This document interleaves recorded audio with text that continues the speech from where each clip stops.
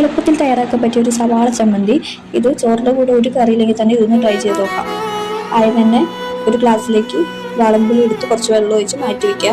കുനുകുനെ അരിഞ്ഞ സവാളയിലേക്ക് ഉപ്പ് ചേർത്ത് നന്നായിട്ട് കൈ വെച്ച് മിക്സ് ചെയ്ത് കൊടുക്കാം. ആ മിക്സ് വേറൊരു പാത്രത്തിലേക്ക് ഇട്ട് കൊടുക്കാം. അതിലേക്ക് കുറച്ച് പച്ചമുളക് അരിഞ്ഞത് ഇട്ട് കൊടുക്കാം. നേരത്തെ മാറ്റി വെച്ച പുളിവെള്ളം അതിലേക്ക് ഒഴിച്ച് കൊടുക്കാം. അതിൻ്റെ കൂട്ടത്തിലുള്ള പുളിയും അതിലേക്ക് ചേർത്ത് മിക്സ് ചെയ്യുക. പുളി വേണമെങ്കിൽ ചേർത്താൽ മതി, അല്ലെങ്കിൽ പുളിവെള്ളം മാത്രം ഒഴിച്ചു കൊടുക്കാം. അതിലോട്ട് ആവശ്യത്തിന് മുളക് പൊടി ചേർത്ത് നന്നായിട്ട് മിക്സ് ചെയ്ത് കൊടുക്കാം. ഇളക്കി കൊടുക്കുന്നതിൻ്റെ കൂട്ടത്തിൽ അതിലോട്ട് വിനാഗിരി ചേർത്ത് വെളിച്ചെണ്ണ കുറച്ച് ഒഴിച്ചു കൊടുത്ത് കുരുമുളക് പൊടി ചേർത്ത് നന്നായിട്ട് മിക്സ് ചെയ്ത് മാറ്റി വയ്ക്കാം. ചമ്മന്തി റെഡി ആയിട്ടുണ്ട്. നമ്മൾ വളരെ എളുപ്പത്തിൽ നമുക്ക് വീട്ടിൽ തന്നെ ട്രൈ ചെയ്ത് നോക്കാവുന്നേ ഉള്ളൂ. ഇത് ചമ്മന്തി മാത്രം മതി ചോറിൻ്റെ കൂടെ കപ്പയുടെ കൂടെ കഴിക്കാനായിട്ട്. വീഡിയോ ഇഷ്ടമായെങ്കിൽ ലൈക്ക് ചെയ്യുക, സബ്സ്ക്രൈബ് ചെയ്യുക.